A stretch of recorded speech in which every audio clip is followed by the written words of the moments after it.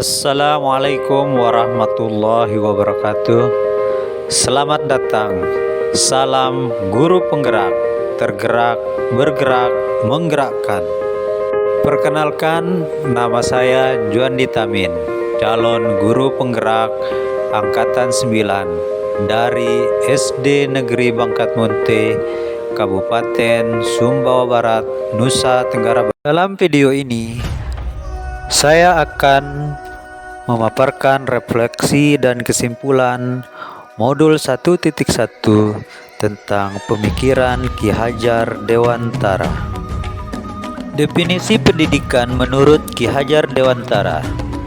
Ki Hajar Dewantara adalah tokoh pendidikan nasional yang pemikiran-pemikirannya telah mengubah dunia pendidikan di Indonesia sejak zaman kolonial. Lahirnya Taman Siswa pada tahun 1922 sebagai gerbang emas kemerdekaan dan kebebasan kebudayaan bangsa. Taman Siswa ada sebagai jiwa rakyat untuk merdeka dan bebas. Semboyan Ki Hajar Dewantara yang menjadi trilogi pendidikan Indonesia adalah Ing Ngarso Sung Tulodo, Ing Madya Mangunkarso, dan Tuturi Handayani.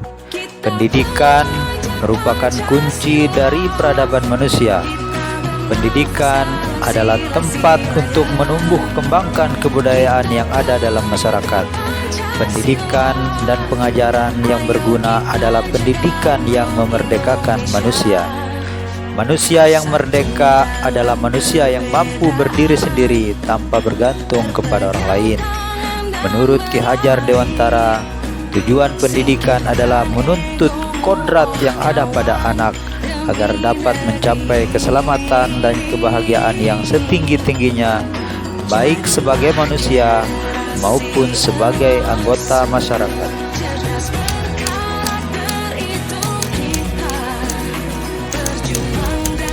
Dalam hal ini, saya akan memaparkan hasil pengalaman saya sebelum memahami modul 1.1, di mana saat saya melakukan pengajaran di kelas, saya menyamaratakan kondisi peserta didik dan tidak memandang kodrat alam dari peserta didik tersebut.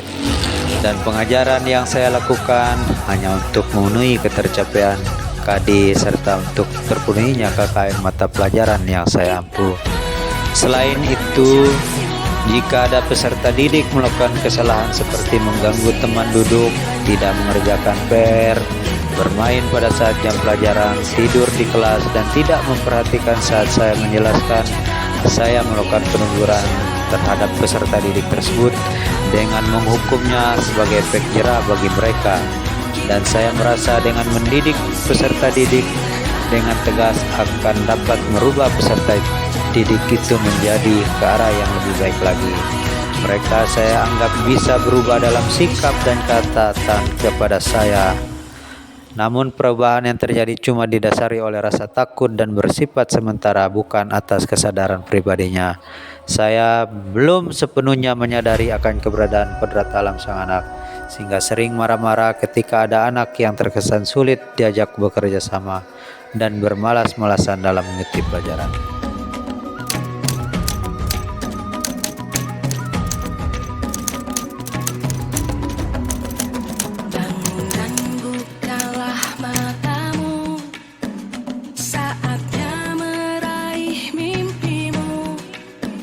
Hal yang telah merubah pemikiran atau perilaku saya setelah mempelajari modul 1.1, karena menurut Ki Hajar Dewantara, pembelajaran itu adalah menuntun, di mana anak diberi kebebasan, namun pendidik sebagai pamong dalam memberi tuntunan dan arahan agar anak tidak kehilangan arah dan membahayakan dirinya.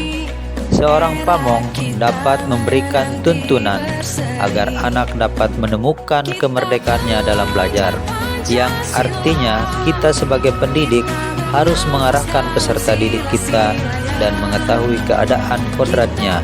Dan dalam menuntun, kita diharapkan untuk lebih sabar dan ikhlas, karena dalam konsepnya kita harus membahagiakan peserta didik. Dalam konsep membina, saya mengingat 3 hal, yakni semboyan Ki Hajar Dewantara. yaitu ngarsa sung tolada ing madio mangun karsa dan tuturi handayani. Di depan menjadi contoh, di tengah memberi semangat, dan di belakang memberi dorongan. Selain itu juga saya tidak perlu memberikan hukuman yang bersifat tidak mendidik. Namun yang harus saya lakukan adalah memberikan teladan agar mereka bisa melihat dan mencontohnya untuk bekal mereka kelak. Memberikan pembelajaran yang menyenangkan bagi mereka dengan mencoba berbagai macam model pembelajaran, lebih merdeka dengan konsep pembelajaran yang dicontohkan Ki Hajar Dewantara.